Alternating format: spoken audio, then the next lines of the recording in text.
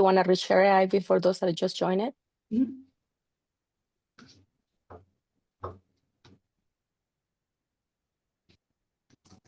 All right. So let me ask in the meantime, while we wait for more people to join, how many of you are first time attending our Women in HPC event? Charlie from the University of Virginia, welcome. You're right here at home. Anyone else? Arnab. What is your institution, Arnab? University of Virginia. Virginia too? Well, welcome. Thank you. Who else is new that we may have from other institutions?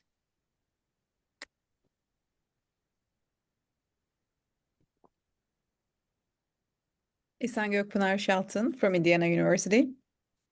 Hi, Essen. Thank you for joining us. Hello, thank you for having us.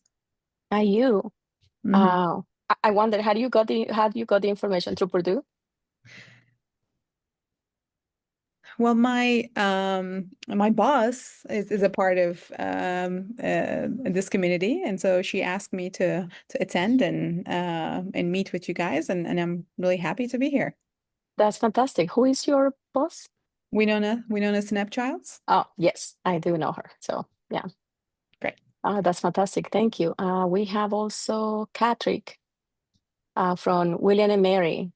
Catrick, thank you for being here. Thank you. And thank you, everyone.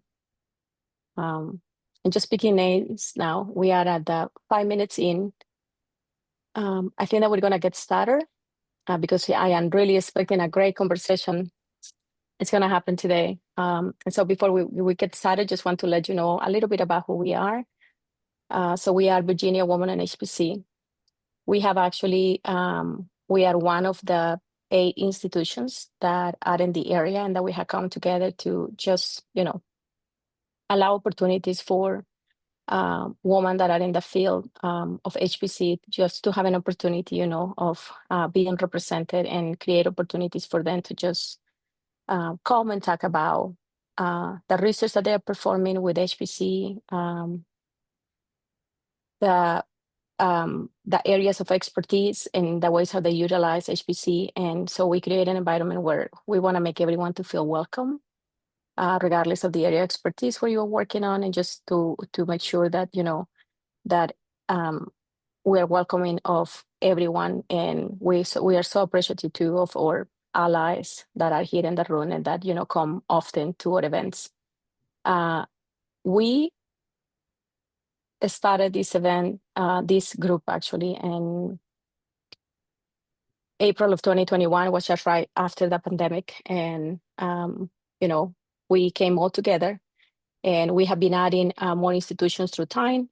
We still, in the meantime, we're still looking for new members, especially from the University of James Madison and other groups that might be in the area too. So far, we have reached, through our mailing list, 411 members.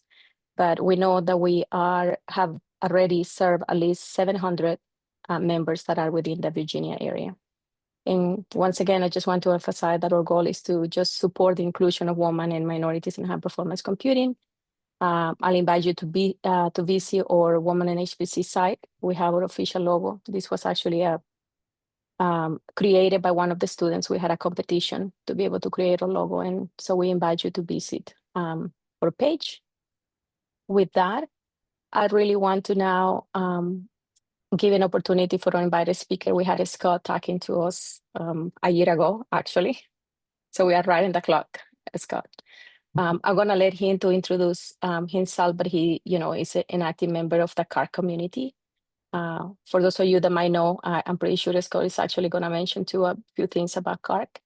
But it is a pleasure to have him, and we appreciate the time, Scott, that you're taking today to come and speak to our community. Sure. And thank you all for having me. And I switched my background to a lovely scene in Virginia. So my family went, I guess it was like 3 years ago now, to Chincoteague Island to watch the pony swim, and brought our kayaks and kayaked out and watched them come over. And if you haven't ever done that and you live in Virginia, I highly recommend it as a fun getaway, because there's nothing like seeing wild ponies like on an island. Wow. And so You know, I Definitely live do in the it. live Yeah. in the area and have not done that. So Yeah. And then there's also the cutest like small town like fair that happens at night, and they have fireworks and stuff like that. It's a really good experience. So recommend it. There's tons of like Airbnbs, of course, on the island. So I've been in research computing for about 15 years at this point. Was at University of North Texas for about 5 years, and I've been at Harvard for 10 years. I started out actually as a computational chemist. So like a lot of you, we talking about our careers and how do we get to where we are. One of the things I was pointing out today is that when it comes to your career and your trajectory, it's really your ownership of it. It's your agency of doing stuff. There's most of the time you're not going to have people like pushing you down a path. You have to like pick yourself up from your bootstraps and go down some path, right? And then you make adjust and change. So today's kind of is talking about what are the things that are available to you as individuals, or to think about you as a leader of your group or your team, that are available to you to go down that journey. So that's kind of what we're going to talk about today. And I'll just talk about it in the sense of I've been down and done some of these things. I am by no means an expert at any of this. I feel like I'm always a continual learner. Sorry, I'm trying to get the other control things out of the way. Okay, so there we are. So you should be able to see my screen. yes, we do. Okay. I just love it when Zoom puts all of its controls on top of that thing that you're trying to present. All right. So today, unlocking your potential. So I think a lot of times we think about our careers, we ask a lot of questions. And so these are similar questions I had last time. You think about like where you're going.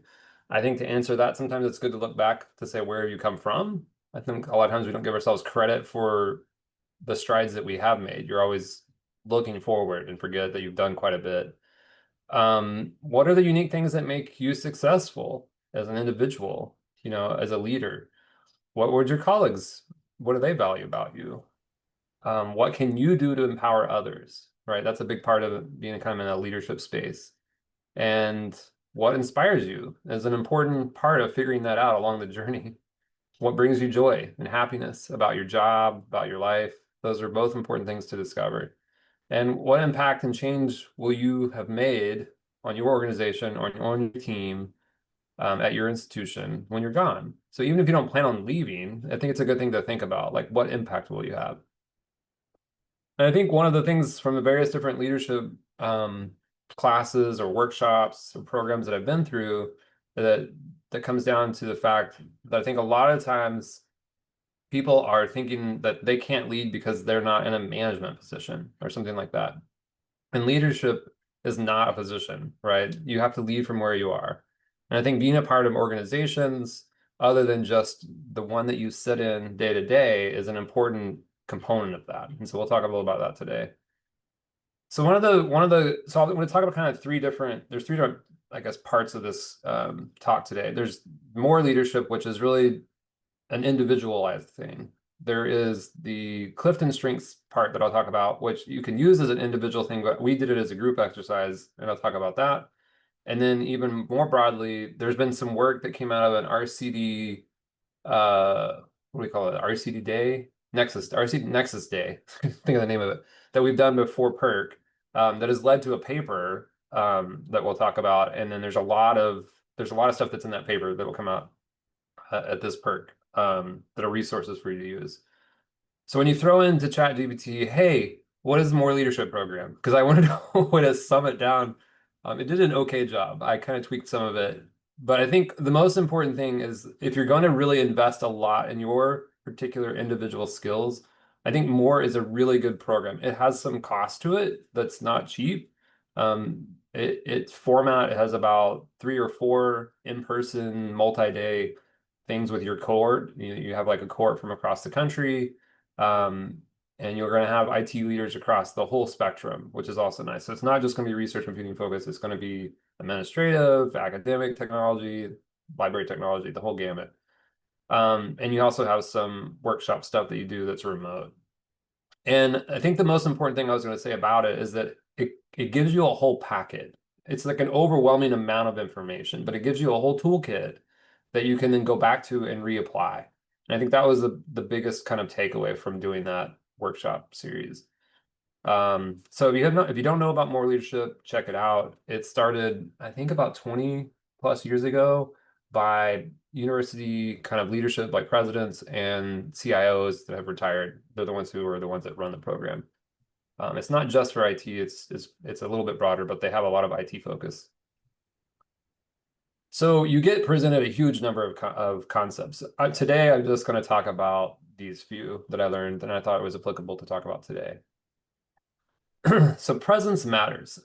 This is obvious to some degree. When you become a leader and you're leading things, you might not realize that your presence is being watched. Like how you show up is really important to like your staff, to your team, in the sense that, you know, like your energy that you have projects onto them and helps energize them.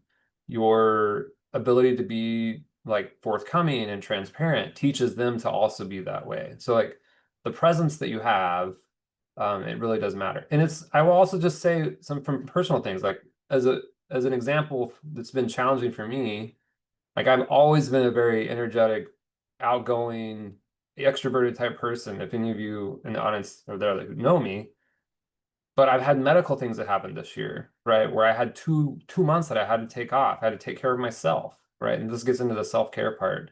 And it's really hard to have presence if you're not doing a good job with self-care. And so it's important to regularly think about the things that give you energy, that give you strength, the people that you have that give you that. And so as a part of the workshop, when we did it, we like had to write out like what part of our presence could we work on, what part of our self-care could we work on, stuff like that.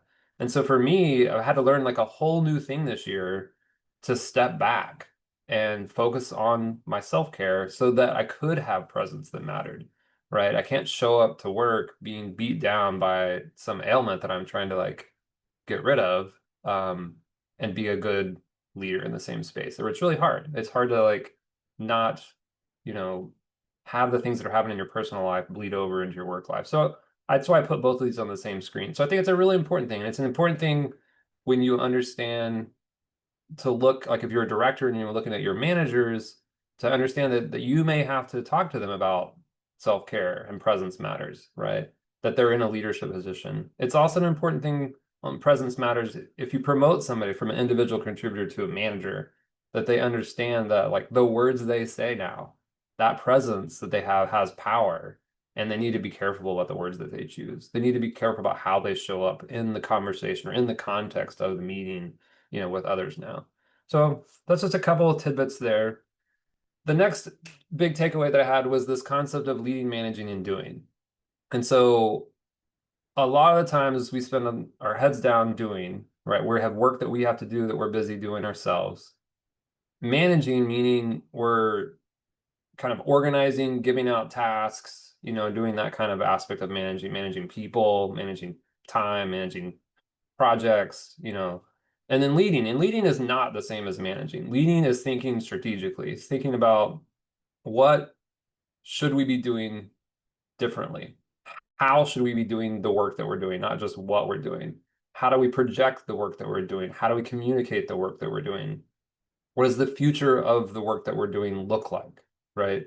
That's the leading part, and trying to have conversations around that. And so I'm going to give ourselves a little 1 minute exercise here. This is similar to what we had done before. And think about your current state. So I want you to write down the 3 words: leading, managing, and doing. And I want you to write down the percent of time. So think about the week or a month in the last month.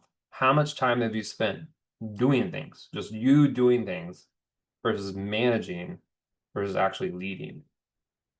So I'm going to give ourselves 10 seconds of total quiet time, and you're going to write down that percent.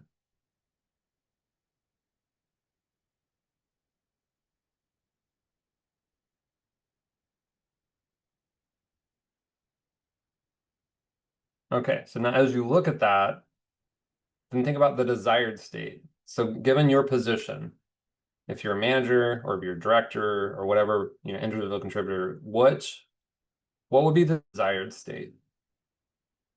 How much time would you much rather be doing leading or from doing to managing and that kind of stuff? So let's think about that for 10 seconds and write that down.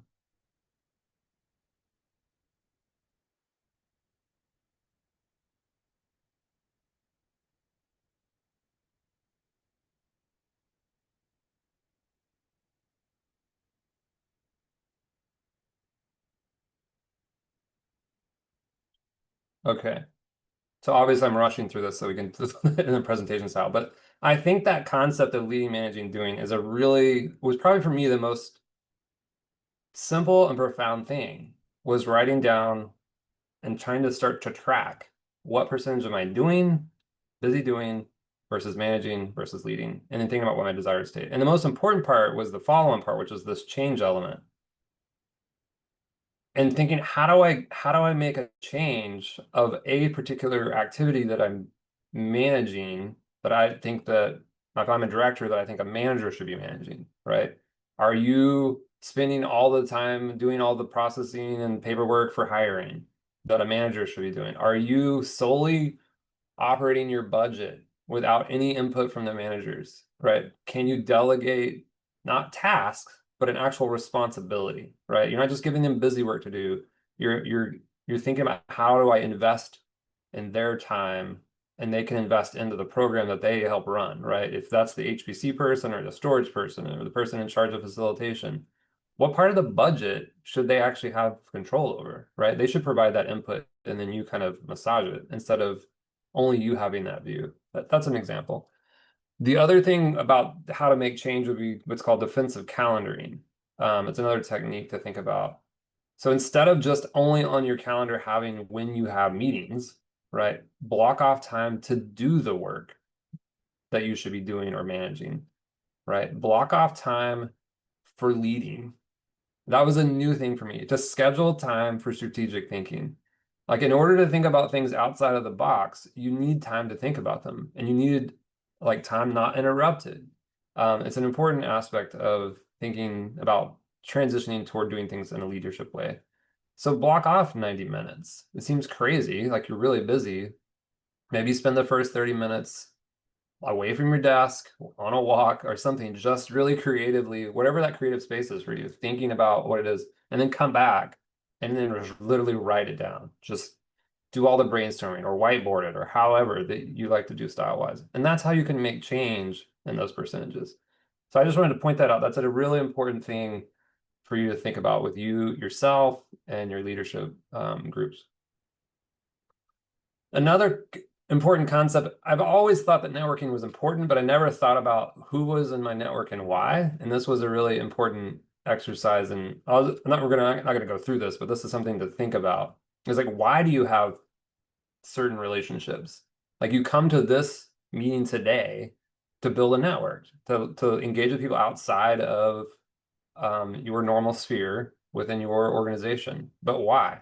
Who are these people? Are you trying to seek advice, right? Is there a person in this group that, you know, might be able to be that person to provide you technical help solve those kinds of problems when you're making this big decision about a purchase, you know, for maybe a new HPC system or storage? Do you need another, you know, do you want to learn from people? You know, are you trying to make friends that are within your kind of work sphere? You know, I think I've definitely created a lot of friends in this research computing and data community, which has been nice in times when, you know, you have to lean on somebody or you want somebody's, you know, confidence about something. And then trust, like, and I think the trust person is probably somebody like maybe your boss or maybe a peer of yours, but not in research computing. Maybe it's in library technology or academic, like somebody else whom you could understand the political landscape, the lens in which you need to make a decision, impacts and stuff like that, who you would have a conversation with.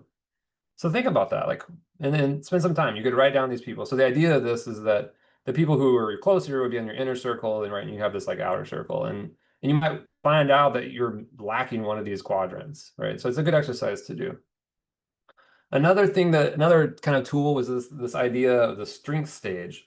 And this was also really funny because we did this, like, we physically like wrote down one of these words that we wanted to change of ourselves, and we went onto a stage, a whole group of people, and then we would move around. It was almost comical to have us do what felt like we were like in middle school or something. But it's a good thing to think about, like what part of yourself, what are your attributes do you have that are downstage, that are most upfront, that the audience sees all the time?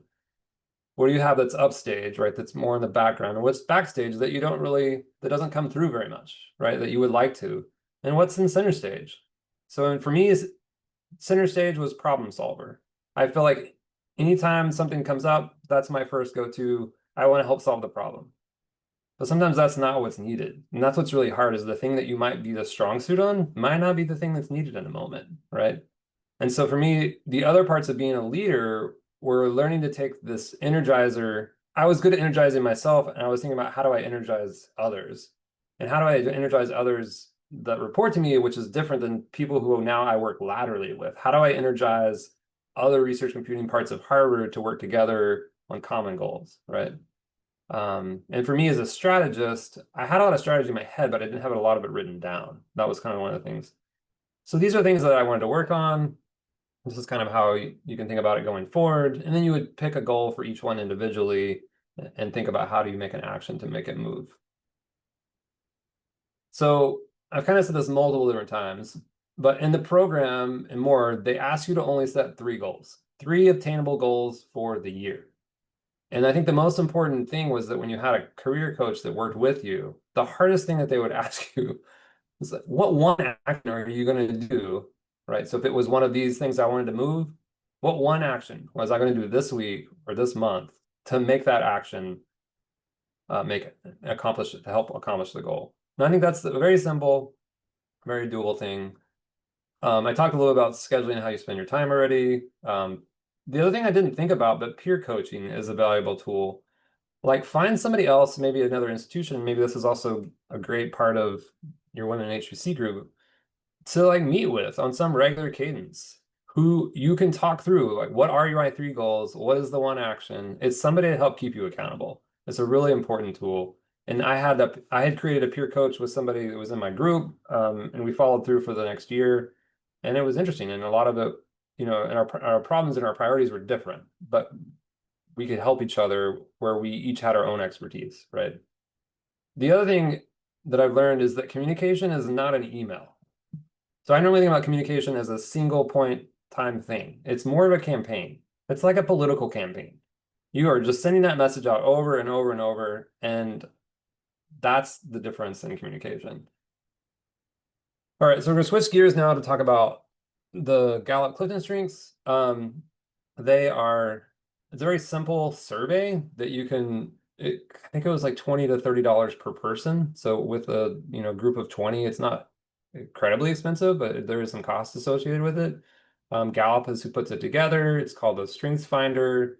The thing that's nice about it is it's about your strengths. It's not about your weaknesses. So what you saw in the previous thing was all about like moving some weakness that you had or something that was in the background or the foreground. This just focused on strengths, which was good about this as a group exercise. Anyways, there's 34 different talent themes. It's used across all sorts of productivity. And I thought my group would be kind of resistant to doing that. We wanted to do something together that was like this, but not Myers-Briggs or something like that. And so HR said they had done this with a few other groups already at Harvard, so we tried it out. So it focused on strengths, which I think is nice, because a lot of times we focus on our weaknesses. And so it kind of flips the script. You're not trying to fix what's broken. You're trying to like understand why your strength is your strength. And I think the cool part is that you learn that about each other, and you learn how your strengths as an organization as a whole work together. And I thought that was the cool part. So here's an idea. Here's how the different strengths, and so all of these words have a full definition behind them. And you don't really understand it. And the survey seems kind of bizarre, and you keep getting asked kind of this same style of question over and over, it feels like, but it does a good job in placing you into certain categories. And so the thing I should point out is that there are 4 broad categories. There's executing, influencing, relationship building, and strategic thinking. And the left two here are outcome-based, right? And the right two are relationship-based. And I think that was the most eye-opening part about when we all took it. And then we got into a group exercise where we split up in our groups into these, because you'll get your outcome of your survey is you'll get placed into one of these groups. I'll show you mine in a second. And so I'll come back to this and talk about how we did this as a group. So when you take the survey, you get scores and you'll find out what your top 5 are.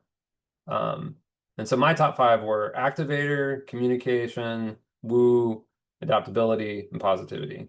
And you'll be really surprised sometimes. You'll think, I can't believe that's one of my strengths. And so what's interesting for me is as a leader, you'll notice I don't have strategic thinking. I'm a relationship builder and an influencer, which is a different style of being a leader than the other two.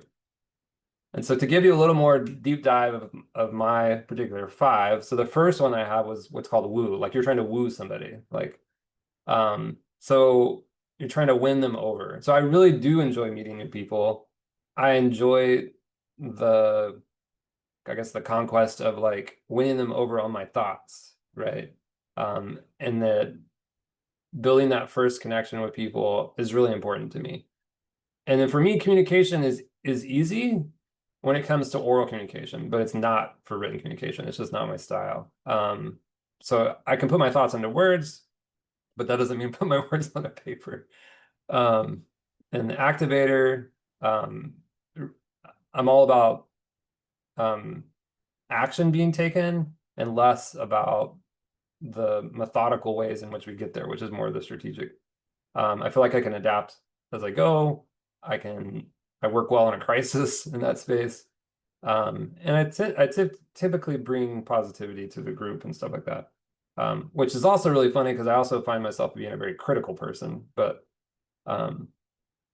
so to think about this as a group exercise, what we did, and this is what I would encourage you to do if you're going to do this as a group exercise, was that so HR kind of helped facilitate it, and we had the big poster board, the sticky notes, the big ones, and we had 4 different quadrants of the room for each of these. And so I, as you can see here, influencing was my largest, so like 1, 2, and 3. So I went to the influencing group, right? And so there was an executing group, there was a relationship building group, a strategic group. What's funny is I was the only influencer in the room.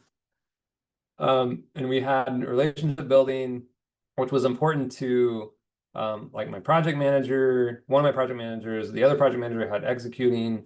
There were a fair amount of my engineers that strategic thinking was important, which became really an interesting thing because I didn't realize that was some of the conflict that we would have, is that it was like, no, let's just do it. And they were like, no, I want to like plan it out.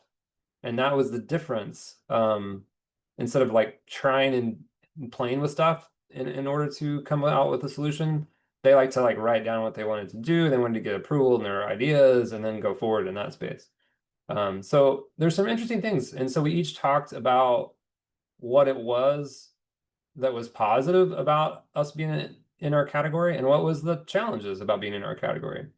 And then we flipped it and had another breakout group where we, I'm trying to remember, we did the second half, like we moved to the second half groupings. So I just think there's a lot of different ways to cut and dice this together, but it was really great as an experience. And one of the following things that we're going to do now is that, for instance, like not very many other people had woo. And so what I'm going to do, so each of us, our number 1 is that we're going to, when we have our weekly just all hands meeting on Zoom, we're going to take turns and go through the group for people who want to, and they're going to explain more deeply. Because like your number 1 when you get back on the survey is like a whole page, like it goes into a lot of detail. But to explain like what are the pros and cons around having that as your number 1? Like what are your go-to things that make that easy for you?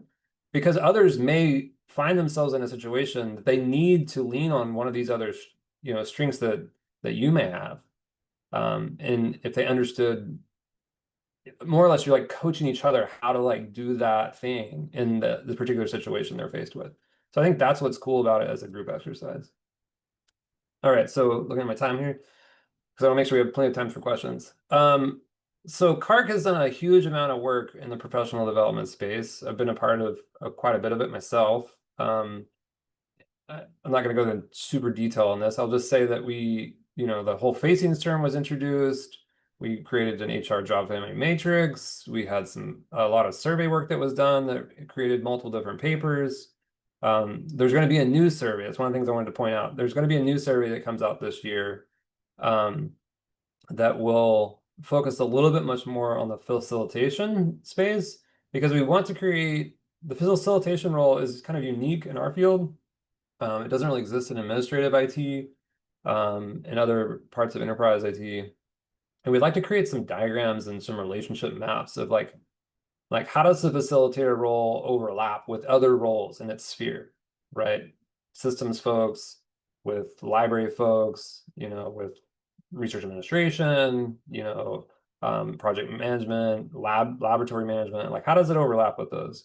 What are the skills that the person has, and how does it map to those? What are the different types of like tasks and things? So a couple different ways to view like a graph. It'll be like some kind of like interactive graph matrix that you can engage with. So I just wanted to point that out.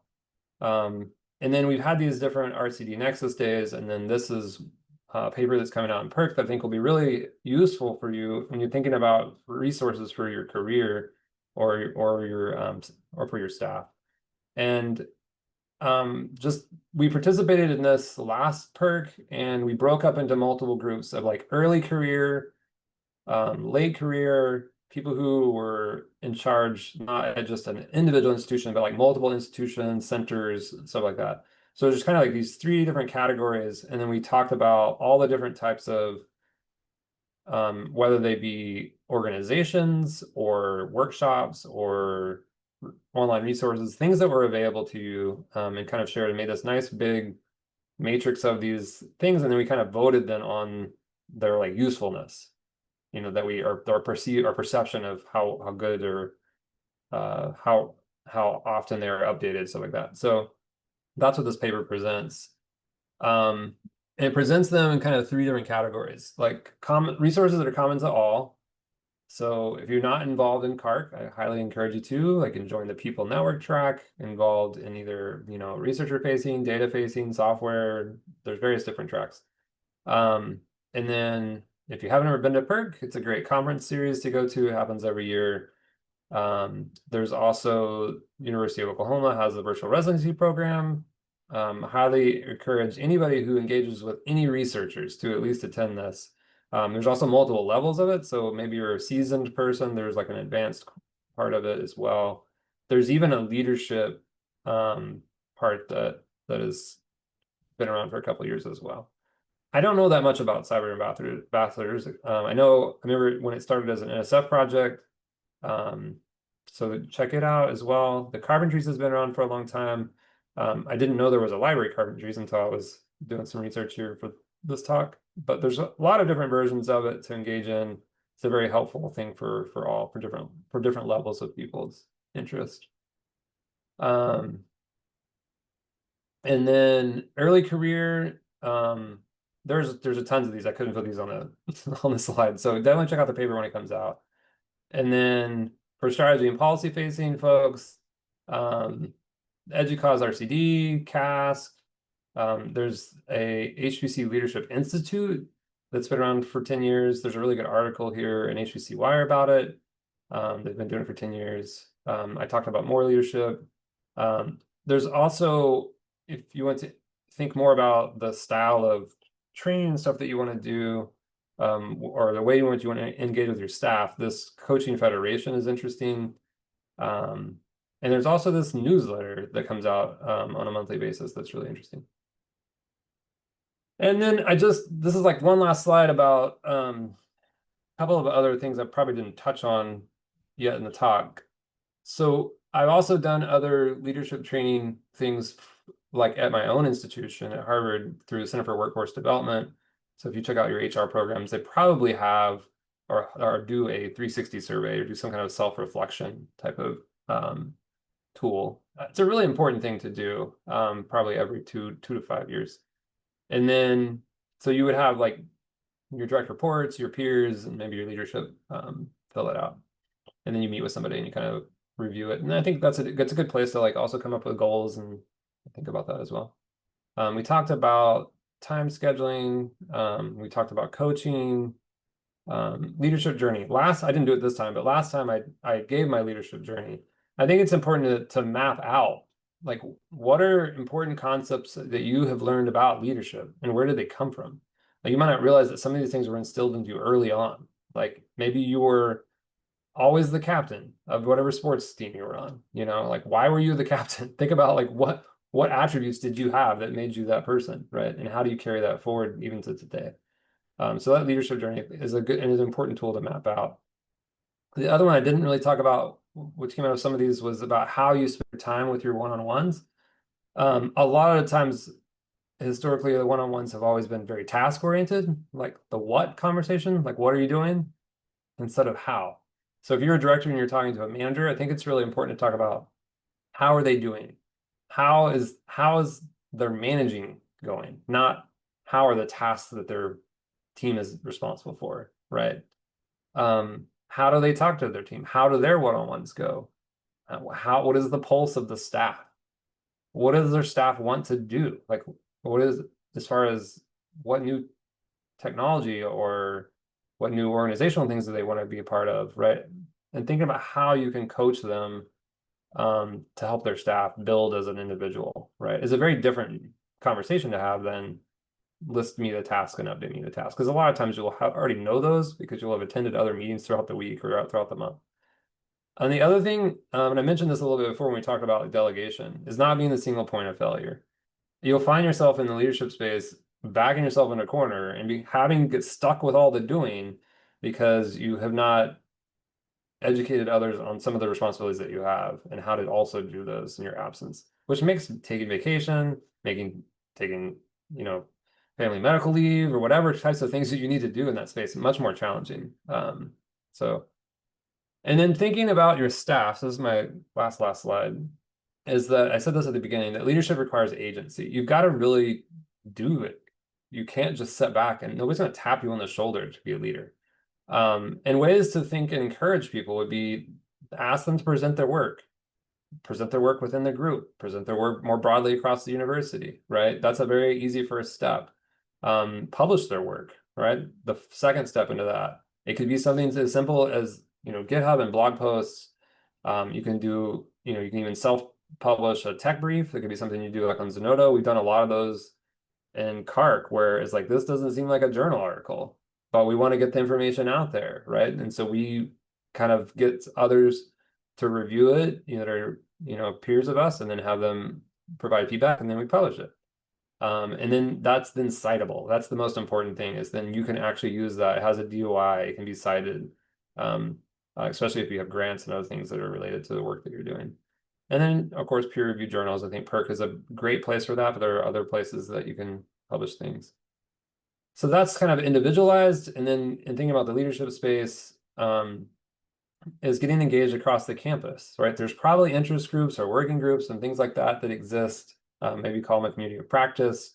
There's got to be ones around AI, around, you know, machine learning. There has to be ones around various different tools that exist that people are using. You know, become active in that sense, or get active in a national organization. So like get active in Women in HPC. So beyond just participating, right? The next thing would be help lead a subgroup, right? Maybe there's work that that group is trying to do. Become a part of that. Then, you know, that's showing initiative, that's showing leadership, that you can organize, that you can influence. You work on all those skills in the process. And then there's plenty of courses that are at the campus level. There's other training or, you know, courses. I've listed quite a few of those.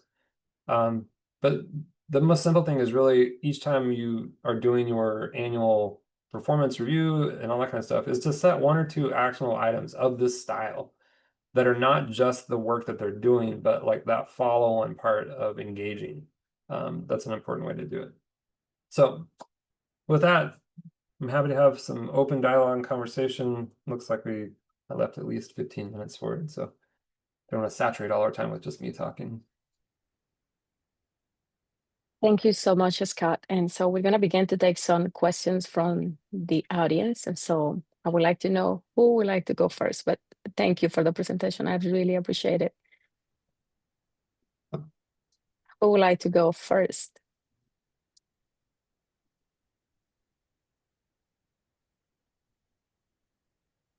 Eric, go ahead. Hi. Hey, Eric. Thank you, Scott. That was very, very nice. I was bookmarking furiously as you were going. So, Yeah, and I sent the slides to Gladys if she wants to like send them around because I know there's a lot of links in there. oh yeah, Yeah, we'll don't- have I We'll believe, have it then posted and put the recording. yeah, that'll be great. There was a lot of good information in there. Yeah, thanks for coming back again this year. I just had a question. There's just something really touched me quite closely in some of your discussion, is that is the whole process of, I like the idea of, trying to motivate on the responsibility level rather than the task level. That is Mhm. something that I've slowly been learning as myself. But what do you do if, how much hand-holding do you do? And like, do you just say, hey, this is your responsibility? And, because I'm always worried about, well, I don't want to make things worse. I don't want people to break things and things like that. And I know that that's probably excessive, but how do you just let people go ahead and make mistakes? Do you have any advice on that? That sort of thing. Yeah. So if you're unsure, like I guess there's two different camps, right? There's one where the person is asking, they're eager, which is a much easier situation, right? And with that, you probably have more latitude about giving them more responsibility and not needing to be as much hands-on.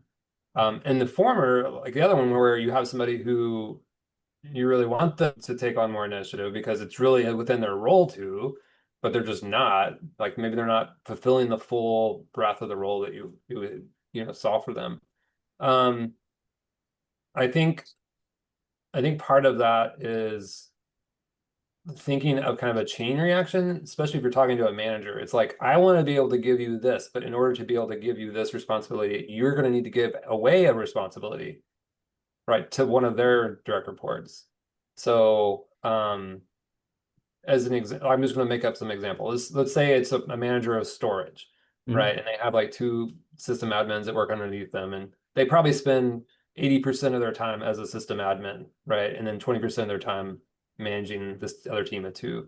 And maybe the thing you want from them is a strategic plan on storage, right? And you don't want to be the only one responsible for the strategy of what you're doing for storage the next time.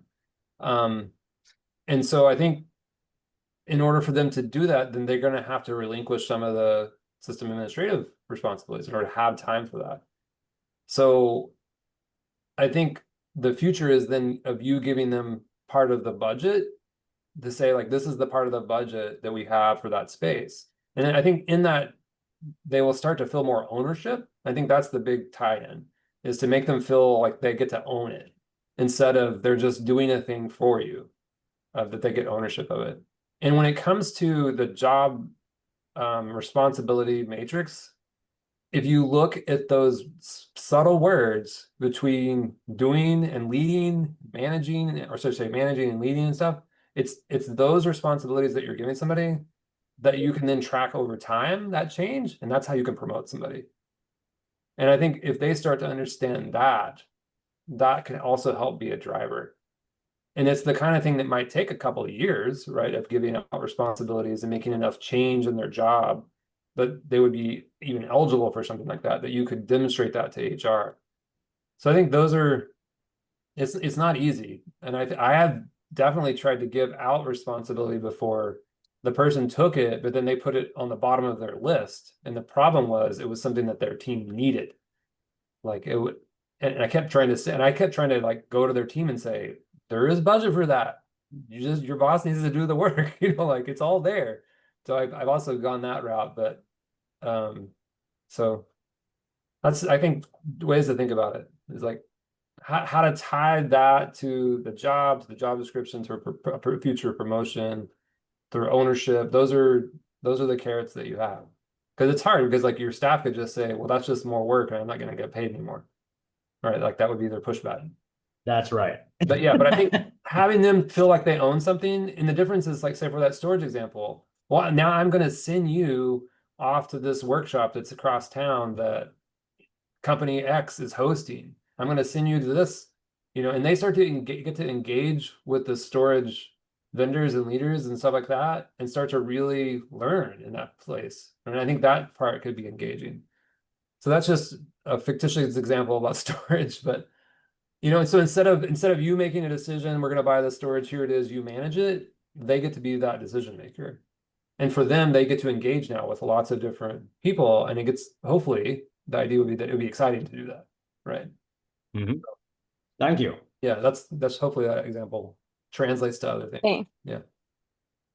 Thank you, Scott. Thank you, Eric. We have another question in the chat for you, Scott. Actually, we have one that is asking, what do you do if activities in the national organizations is seen as not being productive? Oh, that's a good one. Oh, a group of volunteers. How do we be productive? I think I learned a lot in my time at CaRRC. One of the most important things that we did is we created a format. And we also created definitions about what is an interest group versus what is a working group. An interest group are people who just want to come together to talk. They have a common interest. There's no particular outcome besides engaging and learning from each other. A working group has a tangible, actual outcome, a product, we used to call it. And in order to have a product, we created a mini charter. And the charter said, these are our 3 bullet points, that is our objectives, and this is our timeline. And when you do that and you engage, and maybe the timeline gets, moved from 6 months to a year, but there's a definite amount of time that your volunteers are going to put into that, and they're going to value those outcomes. And I think you have to kind of continue to redo that. And what may happen is you go down a path that is not those outcomes, or the outcomes need to be refreshed, and you need to stop and say, hey, let's reassess.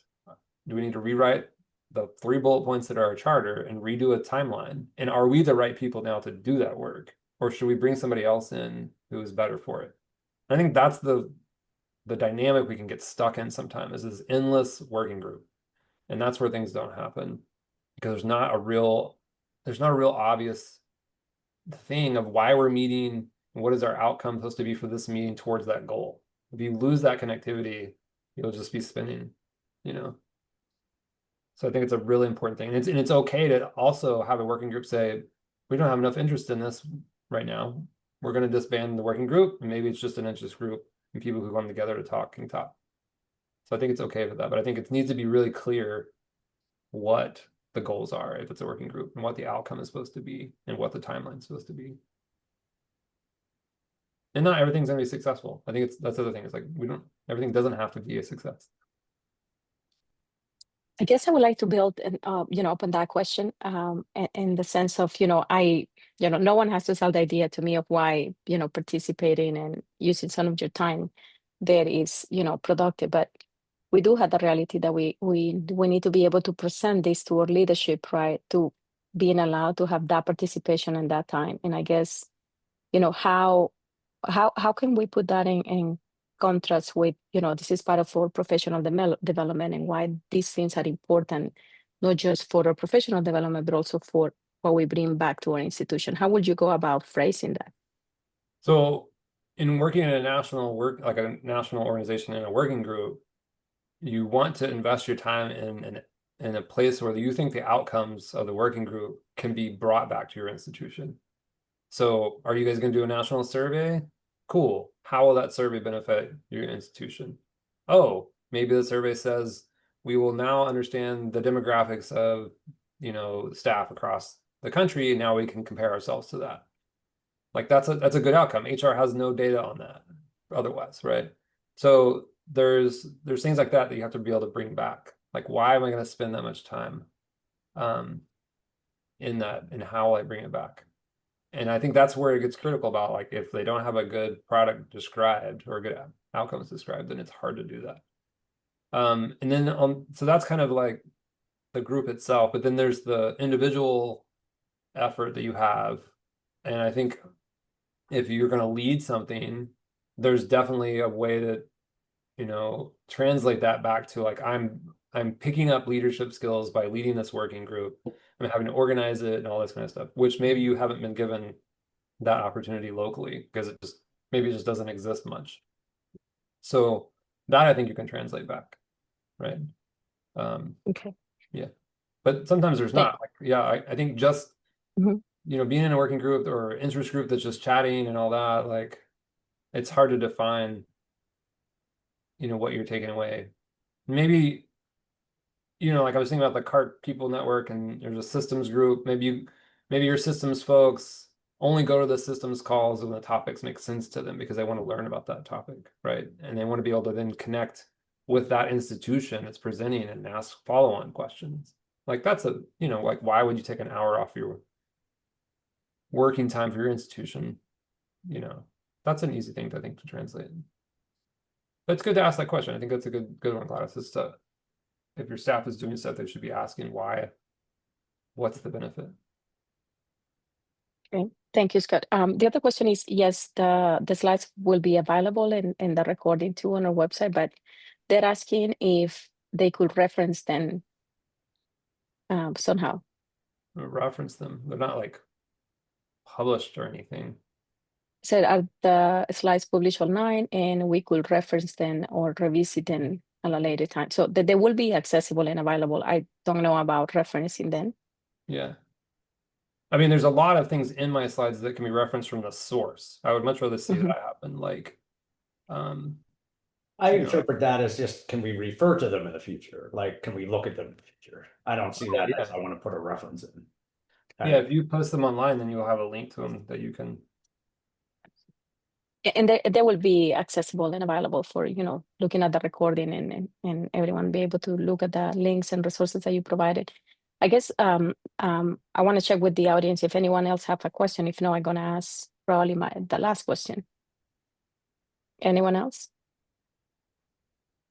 I guess the question I would like to ask you is, you know, given the environment, the atmosphere that we are right now for some institutions right now, you know, some expenses are difficult, but you know, you do have to invest time in the, you know, in building that leadership for your team.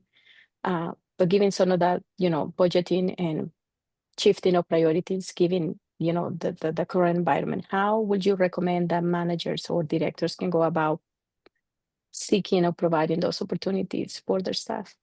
Yeah, so like example at Harvard, we have no funding for any research right now. It's what it feels like. I mean, there is funding, but it feels like there's not. And so thus we have no travel budget, we have no nothing, right? So we've engaged with our various different vendors and said, can you give us a list of I mean, luckily I live in the Boston area where like it's attractive for them to come and have events.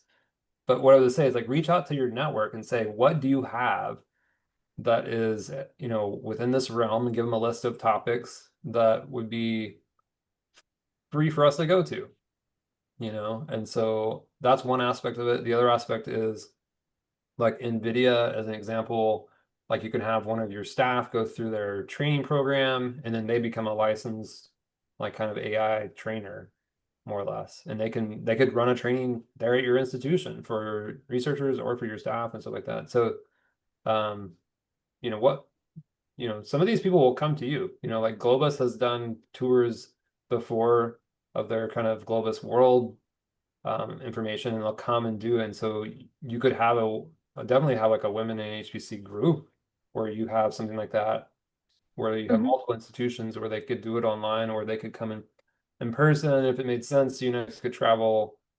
That's like a single day kind of thing where you don't have to stay overnight, but definitely lean on the resources that exist, and you might not have thought about like asking them to come to you, because they understand that a lot of our university budgets have been totally slashed in this year. So that's what we've encouraged, and that's what we've been doing, and we've got a number of channels of things like that that we've broadcasted that are happening.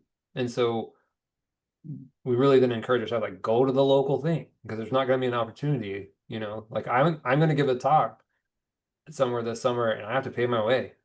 Like there's no like turning in receipts or anything. It's like who do I know that lives in Chicago? I was like, I'm going to call up my friend. Can I stay with you? Yes. You know, I mean, we might see ourselves doing some of that as well.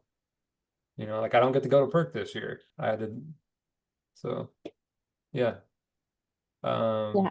Yeah, we completely understand and appreciate, you know, the honesty and how,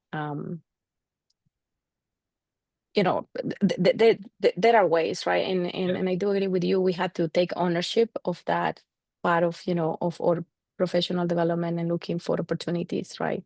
Yeah. Even within an institutions or within the community, really, right? Yeah. We I might mean, find out that a specific group of people might be interested in a specific topic, and someone will be willing to talk about it and just, you know. I think, I mean, like we at Harvard had last year, the first time we created what's called the Research Computing and Data Summit. We had an IT-wide summit for years, but we very rarely had much research-related conversations in it. And so we decided to break off the day before and do that. And it's been really successful and really low effort to put together.